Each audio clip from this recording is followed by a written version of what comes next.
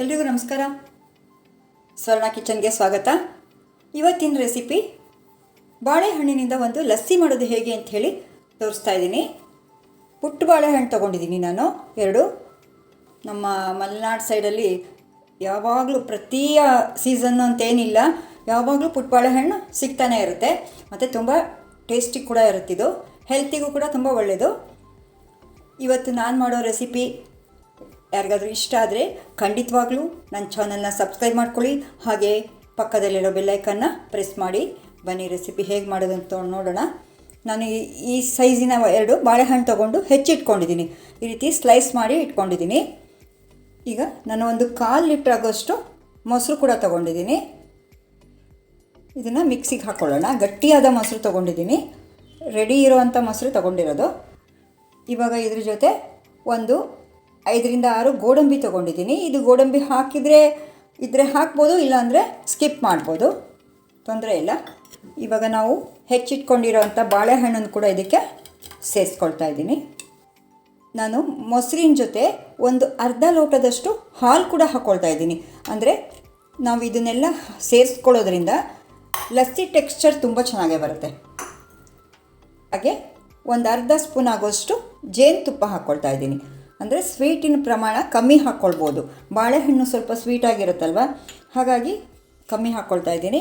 ನಮಗೆ ಎಕ್ಸ್ಟ್ರಾ ಇನ್ನೂ ಸ್ವೀಟ್ ಬೇಕು ಅಂದರೆ ಒಂದು ಅರ್ಧ ನಿಂಬೆಹಣ್ಣಿನ ಗಾತ್ರದಷ್ಟು ಬೆಲ್ಲನ ನಾನು ಈ ರೀತಿ ಸಣ್ಣ ಸಣ್ಣ ಕಟ್ ಮಾಡಿ ಇಟ್ಕೊಂಡಿದ್ದೀನಿ. ಇದನ್ನು ಕೂಡ ಸೇರಿಸ್ಕೊಳ್ಳೋಣ. ಸ್ವೀಟ್ ಸ್ವಲ್ಪ ಜಾಸ್ತಿ ಬೇಕು ಅಂದರು ಮತ್ತೆ ಹಾಕ್ಕೊಳ್ಬೋದು. ಹಾಗೆ ಒಂದು 2 ಏಲಕ್ಕಿನ ಸಿಪ್ಪೆ ತೆಗೆದು ಅದು ಬೀಜ ಮಾತ್ರ ಹಾಕ್ತಾಯಿದ್ದೀನಿ. ಇವಾಗ ಇದಕ್ಕೆ ಒಂದು 3ರಿಂದ 4 ಐಸ್ ಕ್ಯೂಬ್ ಹಾಕ್ಕೊಳ್ಳೋಣ. ಅಂದರೆ ತಣ್ಣಗಿರುತ್ತೆ ತುಂಬ. ನಾನು 4 ಐಸ್ ಕ್ಯೂಬ್ನ ಸೇರಿಸ್ಕೊಳ್ತೀನಿ. ಇವಾಗ ಇದನ್ನು ನಾವು ಮಿಕ್ಸಿ ಮಾಡ್ಕೊಂಡ್ಬಿಡೋಣ. ಇವಾಗ ಇದನ್ನು ಮಿಕ್ಸಿ ಮಾಡ್ಕೊಂಡಿದ್ದೀವಿ ನೋಡಿ. ಬಾಳೆಹಣ್ಣಿನ ಲಸ್ಸಿ ತುಂಬ ಚೆನ್ನಾಗಿದೆ, ತುಂಬ ಒಳ್ಳೆ ಕ್ರೀಮಿಯಾಗಿ ಬಂದಿದೆ. ನಾವು ಇದು ಹೇಗೆ ಹೊರಗಡೆ ನಾವು ಜ್ಯೂಸ್ ಸೆಂಟರಲ್ಲಿ ರೆಸ್ಟೋರೆಂಟ್ಗಳಲ್ಲಿ ತಗೋತೀವಲ್ಲ, ಅದೇ ರೀತಿಯೇ ಆಗಿರುತ್ತೆ. ಇವಾಗ ಇದನ್ನು ಸರ್ವ್ ಮಾಡ್ಕೊಳ್ಳೋಣ. ನೋಡಿ, ತುಂಬ ಗಟ್ಟಿನೂ ಇರಬಾರ್ದು, ನಮಗೆ ಕುಡಿಲಿಕ್ಕೆ ಬರೋ ಹಾಗೆ ಇರಬೇಕು, ಸ್ಪೂನಲ್ಲಿ ತಿನ್ನೋ ಹಾಗೆ ಇರಬಾರ್ದು. ನಾವು ಇಷ್ಟು ಕ್ವಾಂಟಿಟಿ ತೊಗೊಂಡಿರೋದು 3 ಜನ ಇದನ್ನು ನಾವು ಟೇಸ್ಟ್ ಮಾಡ್ಬೋದು. ನೋಡಿ, 1-2 ಕೇಸರಿ ದಳ ಹಾಕ್ತಾಯಿದ್ದೀನಿ. ಇದೆಲ್ಲ ಹಾಕಬೇಕು ಅಂತ ಏನಿಲ್ಲ, ಸುಮ್ಮನೆ ಆಪ್ಷನಲ್ ಅಷ್ಟೇ. ನಮ್ಮಲ್ಲಿ ಇದ್ದರೆ ಹಾಕ್ಬೋದು, ಇಲ್ಲ ಅಂದರೆ ನಡೆಯುತ್ತೆ.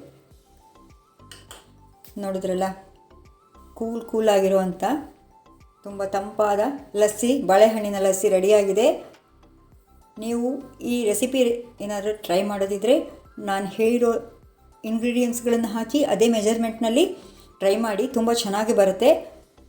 ಹಾಗೆ ಈ ವಿಡಿಯೋ ಇಷ್ಟ ಆದರೆ ಲೈಕ್ ಮಾಡಿ, ಹಾಗೆ ಶೇರ್ ಮಾಡಿ. Thank you.